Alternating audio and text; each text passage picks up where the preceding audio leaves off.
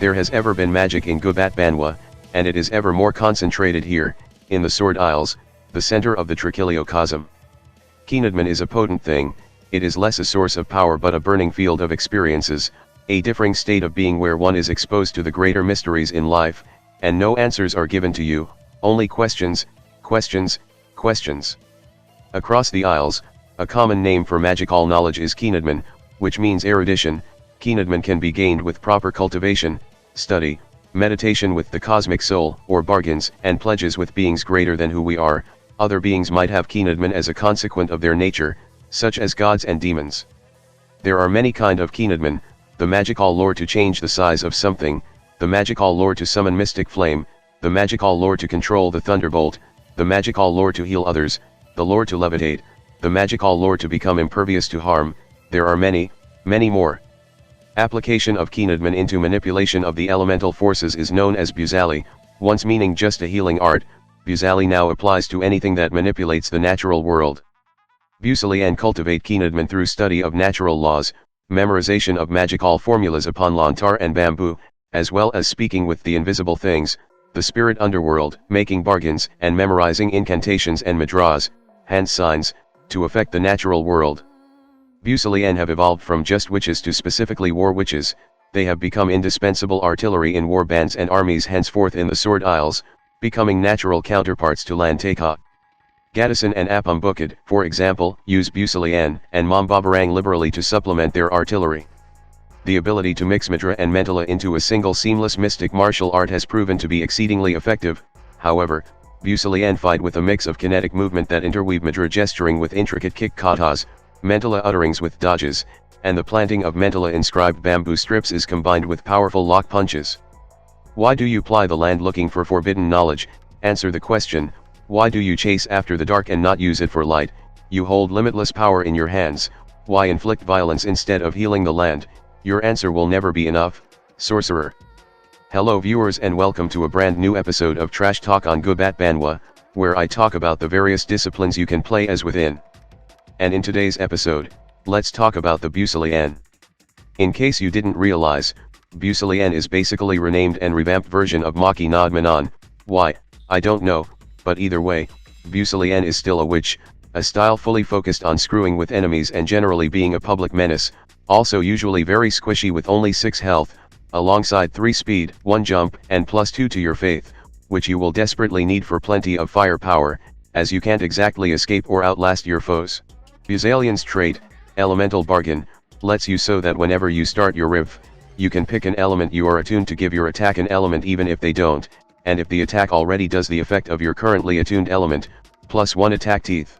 What this means is simple, you have the power to conjure any kind of natural disaster from your hand, firestorm, hurricane, lightning, bear. What do you think the dark element is for otherwise? Obviously it's bear. Am I going to explain what each of the elements do? Also, why is there a 45% chance here? I mean you can get it with a d20 and have it be any result 9 and below, but that's so much more complicated than just 50-50, but either way, it means that you can pick any element you like to solve any tactical situation you desire with ease. Time to turn Gubat Banwa into Bioshock even more. Of course, as always, this gets better with the Busalians inflict violence. First, Occult, attack all enemies in line 3 pattern with faith, which is basically just a straight line.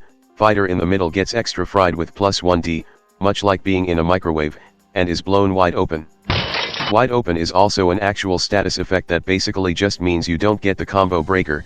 Combo breaker is a mechanic that reduces the amount of damage one can do when performing repeated attack in a riv. This encourages players to focus more on status effect or multi-attack instead, which also means that whenever someone gets wide open, it's good to beat the shit out of them fast. Second, Element Blast, attack all enemies within range for burst 1 with faith. All allies within the blast also becomes resistant to your attuned elements until end of their next riv. This inflict violence has 2 layers, being a decent area attack, and also at the same time protect your allies against elemental attack. It's a nice support tool, obviously not that useful against elementalless attack, which are very common in 1.4, but still very useful. And third, Incant Formula, teleport 1 and then you may switch up element you are attuned to. Essentially, this is an action that lets you switch element in the middle of your riv for whatever reason, Like chaining up a status combo for more damage, as some status causes other status to deal more damage. Of course, you are still using up a beat for this, so it might not be as effective as just using a technique that has the element you want. This inflict violence also lets you teleport by one space, which doesn't sound spectacular, but it's missing from 1.4 for some reasons. Back in 1.3, teleporting just put you into another square, and as far as I know, nothing can attack you for doing it. Teleporting also ignore elevation, so you can just move somewhere high despite your low jump and keep raining hellfire below. Unless of course, some future updates decided to finally remember how teleport works and bring that back in a changed form somehow. But to sum it up, combining Busalian's traits with their inflict violences really turn them into a force of nature. But a discipline is nothing without its signature techniques, starting with Saga, attack a fighter in range 4 with faith, setting them aflame. Nothing too special, it's just a firebolt, but that's still very useful, and a flame is basically what you imagine, a status effect that deals one true hit over time and can only be put out by being doused with water. True hit, as its name implied, is basically a hit that goes through any defense, unable to be blocked, evaded, or parried. You can also upgrade Saga to Q-Saga to give burst 1 to the attack, plus dazzling enemies too, which causes them to only be able to target anything essentially directly next to them, and also give them -1 posture because they can't see the attack coming, and also Deva Saga, which increase the burst to 2 and also set the tile on fire, which is really bad to those standing on it. To put it shortly, this technique is a pyromaniac's dream come true. Second, Killat, attack a fighter in range 5 with faith, shocking them. Shock is a status effect that causes target to unable to attack anyone else, and also all attacks deal more damage against them, and that's awful. Thankfully the status effect gets cleansed immediately when any attack hits the affected target. You can also upgrade Killat to Kuzo Killat for range 3 path 4 attack. Path is an odd area pattern, but if you have played Snake, you know what to do. The pattern can also move diagonally. Kids these days still play Snake, right? You also get to juggle your foes, another status effect that should be familiar to those that plays way too much Devil May Cry. This causes the target to take more damage, unable to evade, and also all attacks get to ignore combo breaker against the target. Very painful, and yes, the additional damage from shock and juggle stacks up together. And then there's Deva Killat, which further increase the range to range 5 path 6, which mean you can basically touch someone on the other side of the map, and apparently only shock them, which to be fair, that range plus path 6 is a killer on its own. The enemies essentially have to not stand in the same postcode to not get hit all at once. But in short, the Killat is a technique to increase the amount of potential damage you can do to someone, and also prevent them from attacking back at you too, so that's very nice. Third, Lean Oak, create a size 1 height 1 earth spike within range 4, anyone on it suffers 1 true hit and is pushed away from the spike. That doesn't sound like much, but if you want a high ground immediately, that's one way to get it to get vantage over others. But if you want way more high ground, you can upgrade it to Busalian Oak for range 3 blast 3 instead, raising the affected tiles by +2 or -2 elevation, and also all enemies on it get blown wide open and suffer -1 dice on their next defense. Debolina instead have range 5 burst 3, which is absurdly huge, and also seems to just inflict 1 true hit on all enemies, making it a more terraforming focused tool. You can easily destroy the map the Game Master or Umalagat has carefully prepared with this technique alone. It's absurd, and it can affect so many enemies at once it's hilarious.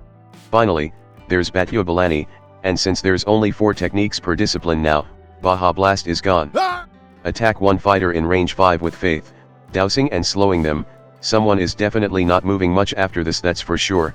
You can also upgrade Debolina to Debolina for range 5 burst 2, also dousing and debilitating the targets instead, as well as sliding them 2 tiles in any direction.